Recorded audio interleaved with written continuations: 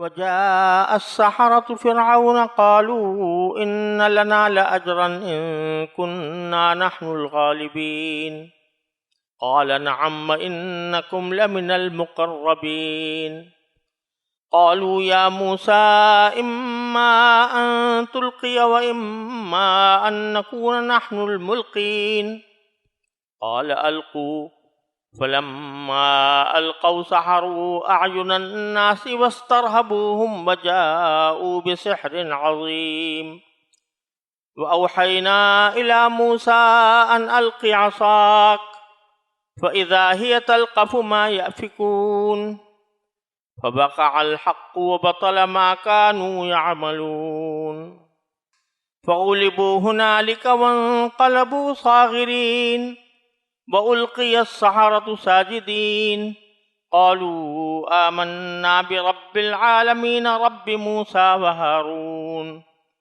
قال فرعون آمنتم به قبل أن آذن لكم إن هذا لمكر مكرتموه في المدينة لتخرجوا منها أهلها فسوف تعلمون لأقطعن أيديكم وأرجلكم من خلاف ثم لأصلبنكم أجمعين قالوا إنا إلى ربنا منقلبون وما تنقم منا إلا أن آمنا بآيات ربنا لما جاءتنا ربنا أفرغ علينا صبرا وتوفنا مسلمين۔ یہ سورہ اعراف کی آیت نمبر 113 سے 126 تک میں نے تلاوت کی ہے، اور اس میں حضرت موسیٰ علیہ السلام کا فرعون کے پاس جانا اور پھر فرعون کا جادوگروں کو جمع کرنا جو پچھلی آیات میں مذکور تھا، اس کے نتائج بیان فرمائے گئے ہیں۔ آیات کا ترجمہ یہ ہے کہ انہوں نے کہا، آیات کا ترجمہ یہ ہے، اور جادوگر فرعون کے پاس آ گئے۔ انہوں نے کہا کہ اگر ہم موسیٰ پر غالب آ گئے تو ہمیں کوئی انعام تو ضرور ملے گا۔ فرعون نے کہا ہاں، اور تمہارا شمار یقیناً ہمارے مقرب لوگوں میں ہوگا۔ انہوں نے کہا موسیٰ چاہو تو تم پھینکو ورنہ ہم پھینکیں، یعنی جادو کا الیاذ باللہ جو معجزے کو جادو کہہ رہے تھے، تو اس کو انہوں نے پھینکنے سے تعبیر کیا کہ جو چیز تمہارے پاس ہے وہ پھینکو، تم پھینکو یا ہم پھینکیں۔ موسیٰ نے کہا تم پھینکو، یعنی مقابلے کا آغاز تم کرو۔ چنانچہ جب انہوں نے اپنی لاٹھیاں اور رسیاں پھینکیں تو لوگوں کی آنکھوں پر جادو کر دیا، ان پر دہشت طاری کر دی اور زبردست جادو کا مظاہرہ کیا۔ اور ہم نے موسیٰ کو وحی کے ذریعے حکم دیا کہ تم اپنی لاٹھی ڈال دو۔ بس پھر کیا تھا، اس نے دیکھتے ہی دیکھتے وہ ساری چیزیں نکلنی شروع کر دیں جو انہوں نے جھوٹ موٹ بنائی تھی۔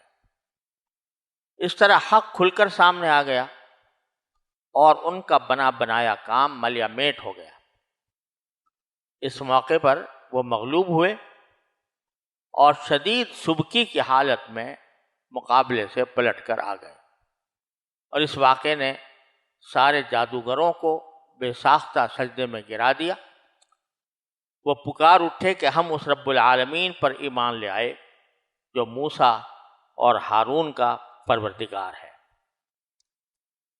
فرعون بولا تم میرے اجازت دینے سے پہلے ہی اس شخص پر ایمان لے آئے، یہ ضرور کوئی سازش ہے جو تم نے اس شہر میں ملی بھگت کر کے بنائی تاکہ تم یہاں کے رہنے والوں کو یہاں سے نکال باہر کرو۔ اچھا تو تمہیں ابھی پتہ چل جائے گا، میں نے بھی پکا ارادہ کر لیا ہے کہ تمہارے ہاتھ پاؤں مخالف سمتوں سے کاٹ ڈالوں گا، پھر تم سب کو اکٹھے سولی پر لٹکا کر رہوں گا۔ انہوں نے کہا یقین رکھ کہ ہم مر کر اپنے مالک ہی کے پاس واپس جائیں گے، اور تو اس کے سوا ہماری کس بات سے ناراض ہے کہ جب ہمارے مالک کی نشانیاں ہمارے پاس آ گئیں تو ہم ان پر ایمان لے آئے۔ اے ہمارے پروردگار، ہم پر صبر کے پیمانے انڈیل دے اور ہمیں اس حالت میں موت دے کہ ہم تیرے تابع دار ہوں۔ واقعہ ان آیات کے ترجمے سے بھی بڑی حد تک واضح ہو جاتا ہے۔ اللہ تبارک و تعالیٰ نے اس واقعے کو بیان کرتے ہوئے پہلے تو یہ ذکر فرمایا ہے کہ وہ جادوگر جن کو کہ فرعون نے جمع کیا تھا وہ آ گئے فرعون کے پاس۔ آنے کے بعد پہلی بات جو انہوں نے کی ایک طرح سے تو وہ یہ کی کہ ان لنا لاجرا ان کنا نحن الغالبین، کہ یقیناً ہمارے لیے کچھ اجرت تو ہوگی، کچھ انعام تو ملے گا اگر ہم غالب آ گئے۔ آپ نے موسیٰ علیہ السلام پر غالب آنے کے لیے ہمیں بلایا ہے، تو اگر ہم اس میں واقعی غالب آ گئے انعام تو کچھ ضرور ملے گا، اجر ملے گا۔ یہ ذکر خاص طور پر اللہ تبارک و تعالیٰ نے یہ بیان کرنے کے لیے فرمایا ہے کہ حقیقت میں فرعون یا ان جادوگروں کے سامنے معاملہ حق و باطل کا نہیں تھا۔ معاملہ یہ تھا کہ جادوگر بھی جانتے تھے کہ ہم جو کچھ کریں گے وہ ایک جادو ہوگا، اور یہ سمجھ رہے تھے کہ مقابلے پر بھی کوئی جادوگر ہے، لہذا ہمارا اگر مقابلہ جادوگری میں جیت گیا تو پھر ہمیں سب سے پہلے تو پیسے چاہیے، اور اس کی یقین دہانی چاہیے فرعون سے کہ وہ دے گا۔ اور دوسری طرف فرعون نے جواب دیا کہ قال نعم، ہاں تمہیں ضرور اجر ملے گا، یعنی اجرت ملے گی، اور صرف اتنا ہی نہیں وَإِنَّكُمْ لَمِنَ الْمُقَرَّبِينَ، یقیناً تمہارا شمار میرے مقرب لوگوں میں سے ہو جائے گا۔ اب تک تو تم اپنی اپنی جگہ پر جادوگری کرتے رہتے ہو، کھاتے کماتے ہو، لیکن اب اگر تم غالب آ گئے تو نہ صرف یہ کہ تمہیں انعام دیا جائے گا بلکہ ہمارے دربار میں جو مقرب لوگ ہوتے ہیں ان میں تمہارا شمار ہوگا۔ تو یہ جواب دینا بھی ایک طرح سے اللہ تبارک و تعالیٰ نے اس لیے ذکر فرمایا تاکہ یہ واضح ہو جائے کہ فرعون بھی در حقیقت وہ ان کو بلائے ہوئے تھا اپنے جادوگری کے چکر میں، اور حقیقت اور حق و باطل کا معاملہ پیش نظر نہیں تھا۔ یہ جتانے کے لیے اللہ تبارک و تعالیٰ نے ان کا یہ مکالمہ ذکر فرمایا۔ تو اب اس کے بعد پھر جب مقابلے کا وقت آ ہی گیا تو ایک طرف فرعون اور اس کے جادوگر تھے، دوسری طرف موسیٰ علیہ السلام ان کے ساتھی تھے ہوں گے، اور ایک روایات سے معلوم ہوتا ہے کہ بڑا مجمع اکٹھا کیا گیا تھا اس موقع پر تاکہ حضرت موسیٰ علیہ السلام کے دعوے کی علی الاعلان تردید ہو سکے۔ اس موقع پر جادوگروں نے کہا کہ یا موسیٰ اما ان تلقی و اما ان نکون نحن الملقین، یا تو آپ پہلے پھینکیں، یعنی یہ تو ان کو پتہ ہی تھا کہ حضرت موسیٰ علیہ السلام نے لاٹھی پھینکی تھی فرعون کے دربار میں اور وہ سانپ بن گیا تھا، یا تو آپ پھینکیں، آپ ابتدا کریں اپنے معجزے کی جس کو وہ جادو سمجھتے تھے، وَإِمَّا أَن نَّكُونَ نَحْنُ الْمُلْقِينَ، اور یا پھر ہم ڈالنے والے پھینکنے والے ہم بن جائیں۔ یہ سوال جو تھا ان کا کہ انہوں نے معاملہ حضرت موسیٰ علیہ السلام پر چھوڑ دیا کہ آغاز وہ کریں گے یا جادوگر کریں گے۔ یہ ایک چھوٹا، اس میں بعض حضرات نے مفسرین نے یہ نقطہ بھی بیان فرمایا ہے کہ انہوں نے بجائے اس کے کہ آ کر سیدھا معارضہ کرنا شروع کر دیں، موسیٰ علیہ السلام کو برا بھلا کہیں کہ تم کیا لے کر آئے ہو، ہم تمہارے مقابلے میں اتنا اعلیٰ درجے کا جادو دکھائیں گے، تمہارا سارا جادو ناکام ہو جائے گا. اس طرح کی لنترانیاں انہوں نے نہیں ہانکی، بلکہ اختیار موسیٰ علیہ السلام ہی کو دے دیا کہ آپ اگر چاہیں تو آپ پہلے آغاز کریں اور اگر چاہیں تو ہم آغاز کریں. یہ ایک طرح سے ایک با ادب قسم کا اختیار تھا جو موسیٰ علیہ السلام کو انہوں نے دیا. تو بعض مفسرین نے فرمایا کہ چونکہ انہوں نے ایک پیغمبر کے ساتھ معاملے میں بجائے گستاخانہ لب و لہجہ اختیار کرنے کے انہوں نے ایک با ادب طریقہ اختیار کیا، تو اللہ تعالیٰ نے اس کی برکت سے ان کے دل میں حق طلبی ڈال دی، حق کی طلب ڈال دی. جب ایک ہمارے پیغمبر کے ساتھ ایک شخص یہ با ادب معاملہ کر رہا ہے تو پھر ہم اس کے دل میں طلب بھی ڈال دیتے ہیں کہ اگر اس کے سامنے حق واضح ہو گیا تو یہ اس کو قبول کر لے. بہرحال انہوں نے یہ پیشکش کرنے کے بعد حضرت موسیٰ علیہ السلام کو جواب دینے کا موقع دیا، تو موسیٰ علیہ السلام نے فرمایا القو، تم ہی پھینکو، یعنی پہلے تم اپنے جادو کا آغاز کرو. اس لیے بھی کہ ایک طرح سے یہ ایک فیاضانہ پیشکش ہے کہ تم پہلے آغاز کرو، میں بعد میں کروں گا، تمہیں فوقیت دیتے ہیں. ایک طرح سے ایک فیاضانہ پیشکش بھی ہے. اور دوسری طرف اس میں اس بات کا بھی لحاظ ہے کہ اگر پہلے موسیٰ علیہ السلام آغاز کر دیتے اور اس کے بعد وہ لوگ کوئی کرتے تو موسیٰ علیہ السلام کے معجزے کی فوقیت پوری طرح ظاہر نہ ہوتی.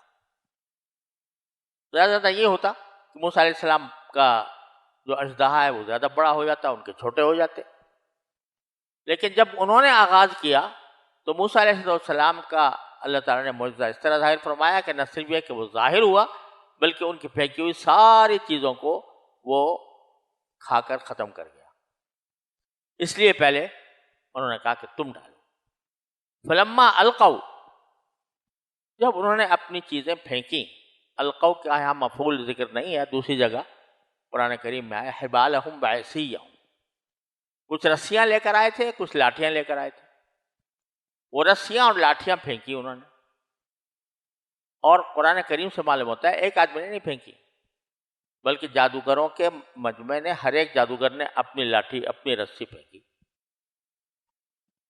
تو کیا ہوا کہ وہ ساری لاٹھیاں اور رسیاں جو ہیں وہ سانپ بن کر انہوں نے مجمع کے اندر تل ملانا شروع کر دیا. تو اب وہ کتنے تھے جادوگر اللہ ہی جانتا ہے، بعض نے کہا 40 آدمی تھے، بعض نے کہا 13 آدمی تھے، مختلف روایتیں ہیں لیکن کسی روایت پر بھروسہ نہیں کیا جا سکتا، یقینی طور پر کوئی بات نہیں کہی جا سکتی. بہرحال بہت سے تھے. اور انہوں نے جب ایک میدان کے اندر اتنے سارے آدمیوں نے لاٹھیاں پھینکی اور دیکھتے ہی دیکھتے وہ سانپ بن گئی اور وہ وہاں سے بل کھاتی ہوئی گزر رہی ہیں ہر طرف سے، تو کیا ہوا سحروا اعین الناس، انہوں نے لوگوں کی نگاہوں پر جادو کر دیا. جادو کر دیا کس میں بتانا مقصود یہ ہے کہ یہ جادو جو انہوں نے دکھایا یہ محض نظر بندی تھی، یعنی حقیقت میں ان کی لاٹھیاں اور رسیاں جو تھیں وہ ان کی ماہیت تبدیل نہیں ہوئی تھی، وہ لاٹھیاں ہی تھیں، وہ رسیاں ہی تھیں، لیکن دیکھنے والوں کو وہ سانپ نظر آ رہے تھے. تو یہ جادو کی ایک قسم ہوتی ہے جس کو نظر بندی کہا جاتا ہے. وہی نظر بندی انہوں نے کی، لوگوں کی نگاہوں کو مسحور کر دیا، اس پر جادو کر دیا کہ ان کو یہ سب چیزیں سانپ اور اژدہے نظر آنے لگے. وَاسْتَرْهَبُوهُمْ، اور ان کو دہشت میں مبتلا کر دیا. اور رہب کہتے ہیں خوف کو. ارہبا ارہابن باب افعال میں جب جاتا ہے تو اس کے معنی ہوتے ہیں دوسرے کو ڈرانا، اور یہاں ہے باب استفعال، استرہبوہم، استرہبا یسترہبو، جس میں ایک طلب کی خاصیت پائی جاتی ہے. یعنی ان کا جو یہ مظاہرہ تھا، جادو کا مظاہرہ، یہ گویا لوگوں کو طلب کر رہا تھا لوگوں سے کہ وہ ڈریں. یعنی وہ ایک دہشت پھیلانے کے لیے انہوں نے یہ اقدام کیا تھا. وَاسْتَرْهَبُوهُمْ وَجَاءُوا بِسِحْرٍ عَظِيمٍ، اور وہ اپنے اس جادو کے ذریعے انہوں نے زبردست جادو کا مظاہرہ کیا. جاءوا بسحر عظیم، مطلب یہ ہے کہ وہ جادو کوئی معمولی نوعیت کا نہیں تھا، بلکہ ملک میں جتنے جادوگر تھے ان کے جو ماہر ترین لوگ تھے وہ جمع تھے، اور انہوں نے جس جادو کا مظاہرہ کیا وہ معمولی نوعیت کا نہیں تھا بلکہ زبردست نوعیت کا تھا. وَأَوْحَيْنَا إِلَى مُوسَىٰ أَنْ أَلْقِ عَصَاكَ، ہم نے موسیٰ علیہ السلام سے بذریعہ وحی یہ کہا کہ تم اپنی لاٹھی ڈال دو. چنانچہ ظاہر ہے کہ جب اللہ تعالیٰ کی طرف سے حکم تھا تو موسیٰ علیہ السلام نے اس کی تعمیل فرمائی، ڈال دی، اپنی لاٹھی پھینک دی. اس لیے قرآن نے یہ خاص طور پر نہیں کہا کہ ڈال دی، بلکہ ایک بالکل سمجھ میں آنے والی بات ہے کہ جب اللہ تعالیٰ کی طرف سے حکم ہوا تو انہوں نے ڈال دی. فَإِذَا هِيَ تَلْقَفُ مَا يَأْفِكُونَ، تو بس پھر کیا تھا کہ اس نے دیکھتے ہی دیکھتے وہ ساری چیزیں نگلنی شروع کر دیں جو انہوں نے جھوٹ موٹ بنائی تھی. وہ جو سانپ نظر آ رہے تھے وہ جھوٹ موٹ بنائے گئے تھے، حقیقت میں نہ وہ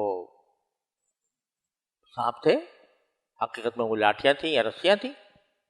جو کچھ بھی انہوں نے بنائی تھی، موسیٰ علیہ السلام کے عصا کے ذریعے جو اژدہا وجود میں آیا اس نے ان سب کو نگلنا شروع کر دیا. تلقفو کا لفظ استعمال فرمایا ہے قرآن کریم نے، جس کے لفظی معنی ہوتے ہیں لے لینا، لیکن اس کو لے کر نگلنے کے معنی میں بھی استعمال، لہذا دونوں معنی کا یہ مجموعہ ہے کہ اس کو پکڑ کر نگلنا شروع کر دیا. وَإِذَا هِيَ تَلْقَفُ مَا يَأْفِكُونَ. اب جب سارا مجمع لگا ہوا ہے، ایک مرتبہ سانپوں کے ایک ہجوم سے انہوں نے دیکھا تھا جسے دہشتزدہ ہو گئے تھے، ایک دم سے ایک اژدہا آتا ہے سب کو نگل کے ختم کر دیتا ہے، تنہا باقی رہ جاتا ہے. فَبَقَعَ الْحَقُّ، تو کیا ہوا؟ حق کھل کر سامنے آ گیا. وَبَطَلَ مَا كَانُوا يَعْمَلُونَ، اور ان کا بنایا کام ملیا میٹ ہو گیا.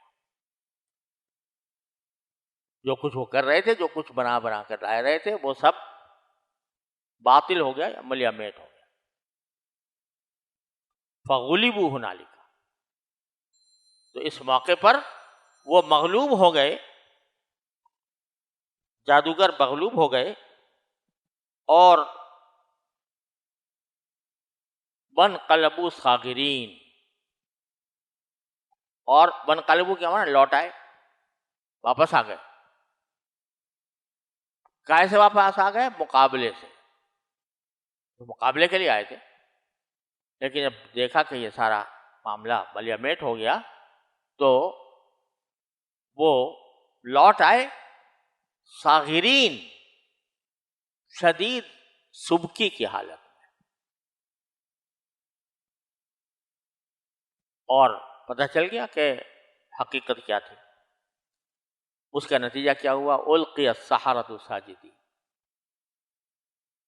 تو جادوگر جو ہیں بے ساختہ سجدے میں، اس واقعے نے سارے جادوگروں کو بے ساختہ سجدے میں گرا دیا. القی السحرۃ ساجدین، یہاں صیغہ اللہ تعالیٰ نے القیہ کا مجہول استعمال فرمایا ہے. کہہ سکتے تھے کہ خر السحرۃ ساجدین، کہ سارے جادوگر گر گئے سجدے میں، لیکن القیہ فرمایا گرا دیے گئے، یعنی خود نہیں گرے کسی اور نے گرایا. کس نے گرایا؟ ایک تو اللہ تبارک و تعالیٰ، ظاہر ہے گرانے والے اللہ تعالیٰ ہے. دوسرا یہ کہ یہ سارا واقعہ جو سارا آیا یہ خود بذات خود ایک عظیم برہان اور دلیل بن کر ان کو مجبور کر گیا کہ گر جاؤ سجدے. بے ساختہ، اس لیے کہا کہ بے ساختہ وہ سجدے میں گر گئے. اور صرف اتنا ہی نہیں کہ سجدے میں گر گئے، اعلان کر دیا، اعلان قالوا آمنا برب العالمین، ہم رب العالمین پر ایمان لے آئے. یہ عجیب و غریب واقعہ ہے کہ جادوگر ہیں، اتنے بڑے جادوگر ہیں، اس کے ذریعے ان کی کمائی ہو رہی ہے، بادشاہ ان کو بلا رہا ہے، بادشاہ ان کو اجر اور اجرت کی دعوت دے رہا ہے. خود یہ بھی کام کرنے سے پہلے اس بات کا مطالبہ کر رہے ہیں کہ ہمیں بڑا اجر دیا جائے، بڑی اجرت دی جائے، بڑا انعام دیا جائے. یا تو دنیا پرستی کا یہ عالم ہے، یا ایک دم ایسا انقلاب آیا کہ سجدے میں گر گئے، ایمان لے آئے. اور آگے جیسے آنے والا ہے کہ فرعون کی بڑی بڑی دھمکیوں کے آگے یہ ڈٹ گئے. یہ در حقیقت وجہ یہ کہ حق ان کے سامنے اس طرح آ گیا کہ چونکہ جادوگری کے ماہر تھے، جانتے تھے کہ جادو کی کیا حدیں ہوتی ہیں، کیا حدود ہیں جادو. اور جو واقعہ پیش آیا ہے اس کو انہوں نے آنکھوں سے دیکھ لیا کہ یہ ہمارے جادو کی حدود سے ماورا کوئی چیز ہے، یہ ہمارے بس کا کام نہیں تھا. اور یہ یقیناً اللہ تبارک و تعالی نے اس شخص کو رسول بنا کر بھیجا ہے، اس کو یہ معجزہ عطا فرمایا ہے. ان پر معجزے اور جادو کی کا فرق کھلی آنکھوں واضح ہو کہ جادو کیا ہوتا ہے اور معجزہ کیا ہوتا ہے. نتیجہ یہ کہ فوراً ایمان لے آئے، سجدے میں گرے، ایمان لے آئے. اور ایمان بھی کس طرح کہ رب العالمین پر ایمان لائے. پھر اتنا ہی نہیں کہا رب موسیٰ و ہارون، ہم اس پروردگار پر ایمان لائے جو موسیٰ اور ہارون کا پروردگار ہے. اس میں دو باتیں قابل ذکر ہیں. ایک یہ کہ اگر صرف اتنا کہتے کہ آمنا برب العالمین تو فرعون بھی تو اپنے آپ کو رب العالمین کہتا تھا میں ہوں پروردگار سارے جہان کا. تو دھوکہ ہو سکتا تھا کہ وہ سمجھے کہ ہاں مجھ پر ہی ایمان لائے ہیں. تو صاف صاف کہہ دیا نہیں، یہ نہ سمجھنا کہ تم پر جائیں، ربی موسیٰ و ہارون، ہم موسیٰ اور ہارون کے پروردگار پر ایمان لائے. دوسری بات یہ اس میں بتائی گئی کہ اللہ تبارک و تعالی پر ایمان لانا یہ صرف اللہ کی ذات پر ایمان لانا نہیں ہے، بلکہ ان تمام صفات پر ایمان لانا بھی ضروری ہے جس پر پیغمبر ایمان لاتے ہیں. فَمِنْ آمَنُوا بِمِثْلِ مَا آمَنْتُمْ بِهِ. تو ایمان صرف اللہ تعالیٰ کی ذات پر نہیں بلکہ اس کی صفات پر بھی، وہ صفات جو پیغمبروں نے بتائی. ورنہ ذات پر ایمان تو ہندو بھی رکھتے، بت پرست بھی رکھتے، بڑا بھگوان وہ اللہ ہی کو سمجھتے. لیکن کیونکہ ان کی صفات پر ایمان نہیں ہے کہ وہ صفات کیا ہے. سب سے پہلی صفت باری تعالیٰ کی وحدہ لا شریک ہونا ہے، اس پر ایمان نہیں لاتے، اس واسطے وہ ایمان معتبر نہیں. کوئی شخص اللہ تعالیٰ پر تو ایمان لائے اور اس کی اس صفت پر ایمان نہ لائے کہ وہ خالق کائنات ہے اور وہ سمیع و بصیر ہے اور وہ عالم الغیب ہے، تو یہ ایمان معتبر نہیں. اس لیے رب العالمین کے ساتھ انہوں نے کہا موسیٰ اور ہارون کا رب، یعنی موسیٰ اور ہارون جن صفات کے ساتھ اللہ تبارک و تعالیٰ کو مانتے ہیں ان صفات کے ساتھ ہم لے آئے ایمان. فرعون کے لیے تو ایک بڑا زبردست مخمصہ کھڑا ہو گیا، سارا بنا بنایا کھیل مٹ گیا۔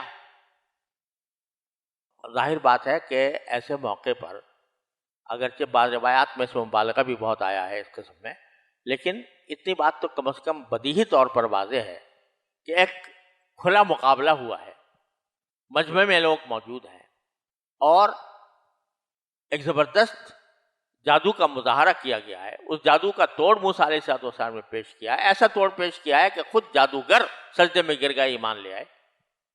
یقیناً اس کا اثر عوام پر تو ہوگا، اور عوام بھی ان کے اوپر بھی یہ حق واضح ہوگا، اور وہ ایمان وہ بھی لانے کی ان کے اندر ترغیب پیدا ہوگی۔ چنانچہ روایات میں ہے کہ بہت سے لوگ جادوگروں کے ساتھ بہت سے لوگ اور بھی ایمان لے آئے۔ تو اب یہ بڑا زبردست چیلنج تھا فرعون کے لیے کہ وہ کس طرح اس کا مقابلہ کرے۔ تو اس نے اپنی چالاکی سے جو جملے کہیں آگے، وہ اس لیے تاکہ اپنی قوم کو کوئی ٹھنڈا کرے، اور ان کے اوپر جو اثر پڑا ہے اس اثر کا ازالہ ہو۔ تو اس نے بڑی سیاسی انداز کی گفتگو۔ پہلے تو یہ کہا قال فرعون آمنتم به قبل ان آذن لکم، اے جادوگرو تم ان پر ایمان لے آئے قبل اس کے کہ میں تمہیں اجازت دوں۔ یہ نہیں کہا کہ ایمان لانا ہی تمہارا غلط تھا، بلکہ کہا میں اگر اجازت دے دیتا پھر ایمان لاتے تو کوئی بات نہیں تھی۔ یعنی معنی یہ ہے کہ میں باطل پر اتنا جمع ہوا نہیں ہوں کہ کوئی بھی حق بات سامنے آئے تو میں اس کا انکار کروں۔ ہو سکتا ہے کہ میں بھی یہ کام کر لیتا اور تمہیں اجازت دے دیتا۔ تو پہلے اپنے عوام کے اوپر یہ تاثر ظاہر کیا کہ میں ایسا ضدی نہیں ہوں کہ ہر صورت میں تمہیں منع کرتا، لیکن میں بادشاہ ہوں، میں اپنے حالات کو دیکھتے ہوئے، سارے معالات کو دیکھتے ہوئے میں کوئی فیصلہ کرتا، اس کے بعد تم اگر ایمان لے آتے تو کوئی حرج نہیں تھا۔ لیکن تم نے میری اجازت سے پہلے ہی یہ اقدام کر لیا۔ بھائی اتنا بڑا واقعہ پیش آیا تو پہلے بادشاہ سے پوچھو تو صحیح کہ بھائی اس موقع پر ہمیں کیا کرنا چاہیے۔ تو تم نے اس سے پہلے ہی یہ سب حرکت کر لی۔ پہلی بات تو یہ ہے، تو پہلے اپنی حق پرستی کا ایک تھوڑا سا اشارہ دیا تاکہ عوام یہ سمجھے کہ یہ بالکل ضد والی بات نہیں ہے، سوچ سمجھ کے بات کرتا ہے۔ پھر کہا کہ ھذا لمکر مکرتموہ فی المدینہ، جادوگروں اور موسیٰ علیہ السلام سے خطاب کرتے ہوئے کہا کہ یہ سب ایک منصوبہ ہے تمہارا جو تم نے ملی بھگت سے تیار کیا ہے۔ یعنی عوام کے سامنے یہ ایک موقف اختیار کیا کہ ارے بھائی ایک دم سے تم بس ایک ذرا سی جھلک دیکھی تم نے ایک واقعے کی اور سجدے میں گر گئے اور ایمان لے آئے۔ ارے بھائی اس پر بھی تو غور کرو کہ یہ سب سازش ہو سکتی ہے جنہوں نے ملی بھگت سے تیار کی ہے۔ اور اس کے بارے میں ایک روایت بھی آتی ہے، روایت سندن اتنی مضبوط نہیں ہے لیکن مفسرین نے بیان کی ہے اور صحابہ کرام کے حوالے سے بیان کی ہے کہ اس مقابلے سے پہلے جب یہ جادوگر حضرت موسیٰ علیہ السلام سے ان کی آپس میں ملاقات ہوئی، مقابلے سے پہلے فرعون کی موجودگی میں، تو ان جادوگروں نے اس سے حضرت موسیٰ علیہ السلام نے کہا یہ بتاؤ بھائی کہ آپ آگ تو گئے ہو مقابلے کے لیے، لیکن اگر فرض کرو کہ میں غالب آ گیا تم پر تو ایمان لے آؤ گے نہیں لے آؤ گے؟ تو ان کو اپنے جادو پر اتنا بھروسہ تھا کہ انہوں نے کہا کہ ہم جو جادو لے کر آئے ہیں اس پر کوئی غالب نہیں آ سکتا، ہم اتنے بڑے زبردست جادو کا مظاہرہ کریں گے کوئی غالب نہیں آ سکتا۔ انہوں نے کہا اگر فرض کرو آ گئے، مغلوب ہو گئے تم، وہاں کہا ہم ایمان لے آئیں گے۔ یہ ساری گفتگو فرعون کے سامنے ہوئی، تو فرعون اس کا حوالہ دے رہا ہے کہ یہ تمہاری سازش تھی جو تم نے آپس میں ملی بھگت کر کے تیار کی تھی کہ ہم اس طرح کریں گے اور پھر ایمان لے آئیں گے. دوسری بات. تیسری بات، عوام کو سیاسی طور پر متاثر کرنے کے لیے کہا لِتُخْرِجُوا مِنْهَا أَهْلَهَا. یہ ساری سازش تم نے اس لیے کی ہے تاکہ یہاں اس شہر کے باشندوں کو تم نکال باہر کرو اور خود اپنی سلطنت قائم کرو. تو اب لوگ جو ہیں ان کو یہ خیال ہوگا کہ بھئی اگر یہ واقعی بات ایسی ہوگی کہ بھئی ان لوگوں نے اپنی سلطنت قائم کرنی ہے اور سارا تختہ الٹ دینا ہے اور ہمیں نکال کے باہر کر دینا ہے، بنو اسرائیلی کی ساری جو ہے طاقت ہو جائے گی اور وہی ہم پر مسلط ہو جائیں گے اور ان کی بادشاہت قائم ہو جائے گی، ہمارا کیا بنے گا؟ تو لوگوں کو اس اپنے سیاسی انجام کی طرف متوجہ کی. یہ ایسی سیاست، جو سیاستدان ہوتے ہیں نا، تو وہ لوگوں کی دکھتی ہوئی رگوں کو پکڑتے ہیں. تو انہوں نے یہ تین باتیں، پہلی بات یہ کہ اگر بات صحیح ہوتی میں اجازت دے دیتا. دوسرا یہ کہ یہ سب سازش ہے انہوں نے جو بنائی ہے. اور تیسرا یہ کہ اس کا مقصد پورے ملک پر قبضہ کر کے اے لوگوں تمہیں نکال باہر کرنا ہے. تو ایسا معمولی نہ سمجھو اس بات کو. چنانچہ اب کیا ہوگا، تم نے چونکہ میری اجازت کے بغیر کر لیا تو ان جادوگروں سے کہتا ہے کہ لَأُقَطِّعَنَّ أَيْدِيَكُمْ وَأَرْجُلَكُمْ مِنْ خِلَافٍ. تو اب میں اے جادوگروں تمہارے ہاتھ پاؤں کو مخالف سمتوں سے ضرور کاٹ کے رہوں گا. ثُمَّ لَأُصَلِّبَنَّكُمْ أَجْمَعِينَ. پھر جو تو ایمان لایا ہے ان سب کو میں سولی پر لٹکا دوں. قالو، اتنی زبردست دھمکی دے رہا ہے فرعون. وہ اپنے سارے لاؤ لشکر کے بھروسے پر لشکر یہ دھمکی دے رہا ہے. جواب میں جادوگر کیا کہتے ہیں؟ انا الی ربنا منقلبون. ٹھیک ہے، اگر تم یہ معاملہ کرو گے، ہمیں سولی پر لٹکاؤ گے، موت کی سزا دے دو گے، تو ہم اپنے پروردگار کے پاس پلٹ کے چلے جائیں گے. اور سورہ طٰہٰ میں ان کا یہ جملہ نقل فرمایا اللہ تعالیٰ نے، لَن نُؤْثِرَكَ عَلَىٰ مَا جَاءَنَا بِالْبَيِّنَاتِ وَالَّذِي فَطَرَنَا فَاقْضِ مَا أَنْتَ قَاضٍ. جو تمہیں فیصلہ کرنا ہے کر ڈالو. انما تقضی هذه الحیاۃ الدنیا. تم جو کچھ بھی فیصلہ کرو گے اس کا تعلق صرف دنیاوی زندگی سے ہوگا، اور ہمیں تو اپنے پاس اپنے پروردگار کے پاس جانا ہے. اور پھر ساتھ ہی فرمایا وما تنقم منا الا ان آمنا بآیات ربنا. ہماری کون سی بات تمہیں بری لگی ہے سوائے اس کے کہ ہم اپنے پروردگار کی نشانیوں پر ایمان لے آئے. ہم پر واضح ہو گیا کہ یہ جادو نہیں ہے، معجزہ ہے، اور یہ شخص اللہ کا پیدا ہوا پیغمبر ہے، اس پر ہم ایمان لائے ہیں. اس کے سوا ہمارے اندر کیا برائی دیکھی تم نے؟ بآیات ربنا لما جاءتنا. لہذا اب ہمیں تمہاری پرواہ نہیں ہے، تم چاہو ہمیں سولی پہ لٹکاؤ، چاہے ہمارے ہاتھ پاؤں کاٹو، ہم اپنے اس ایمان سے واپس نہیں جائیں گے. دعویٰ تو بہت بڑا کر دیا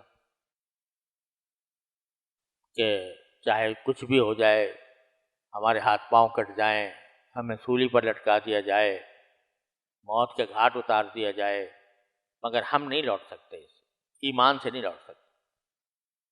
دعویٰ بہت بڑا کر دیا. لیکن اللہ تعالیٰ نے جب ایمان کی شمع دل میں روشن کر دی تو یہ بھی بتا دیا کہ بھائی جب بھی دعویٰ کرو یا کوئی ارادہ کرو تو اپنے بلبوتے پر نہ کرو،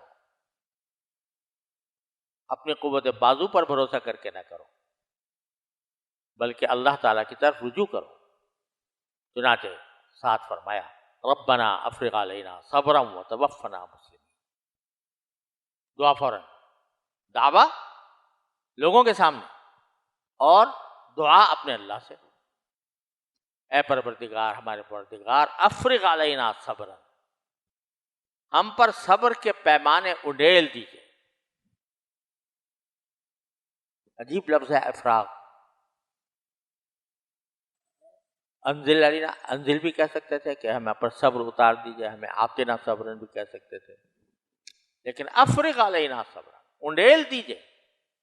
فرق یہ ہے کہ کوئی آدمی اگر کوئی چیز دے کسی کو تو ایک طریقہ یہ ہے کہ پورا مثلا ایک بوتل دیا کسی کو تو اس میں سے نکال کے اس کو دے رہا ہے، اور ایک ہے کہ انڈیل دیا پورا، جس کا معنی یہ کہ پوری بوتل خالی ہو گئی. اور مطلب یہ کہ صبر کا اعلیٰ ترین مقام ہمیں عطا فرمائیے. اس موقع پر معمولی صبر کام نہیں دے گا. اس موقع پر جبکہ سولی پر ہمیں لٹکائے جانے کا ارادہ کیا جا رہا ہے تو معمولی صبر کام نہیں دے گا. صبر کی کا کامل درجہ ہم پر اڈیل دیجیے. وتوفنا مسلمین، اور پھر ہمیں اسلام ہی کی حالت میں موت عطا فرمائیے. یہ عجیب انقلاب تھا جو جادوگروں کے اندر پیدا ہوا. قرآن کریم نے آگے یہ نہیں بیان فرمایا کہ آگے واقعتاً فرعون نے ان کو سزا دی یا نہیں دی. اس کے بارے میں کوئی تفصیل قرآن کریم میں کہیں بھی بیان نہیں فرمایا، بلکہ آگے پھر موسیٰ علیہ السلام کا مصر میں باقی رہنا، پھر وہاں سے آزادی، بنی اسرائیل کو آزادی دلوانا، یہ سب کچھ منقول ہے. لیکن یہ منقول نہیں ہے کہ آیا واقعتاً ان جادوگروں کے ساتھ یہ معاملہ ہوا یا نہیں. بظاہر ایسا لگتا ہے واللہ عالم کہ فضا ایسی بن گئی تھی موسیٰ علیہ السلام کے اس معجزے کے ظہور کے وقت کہ فرعون کے لیے آسان نہیں رہا تھا کہ مومنون کو وہ اس طرح کی سزا دے اور قتل عام کر دے. چنانچہ اگلے آیات میں بھی اس سے طرف اشارہ ہو رہا ہے کہ اس کے سرداروں نے بعد میں اسے کہا تھا کہ بھئی تم نے دعوے تو اتنے بڑے کر دیے اور تم نے موسیٰ علیہ السلام کو قتل نہیں کیا، ان کے قوم کو قتل نہیں کیا، ان کو اسی طرح برقرار رکھا، تو یہ آگے جا کر تو ہمارے لیے ایک فتنہ بن سکتے ہیں، جیسا کہ اگلی آیات میں آنے والا ہے. اس سے بظاہر یہ معلوم ہوتا ہے کہ شاید ان کو وہ قادر نہیں ہوا اپنی اس دھمکی کو عملی جالہ پہنانے پر. واللہ سبحانہ و عالم.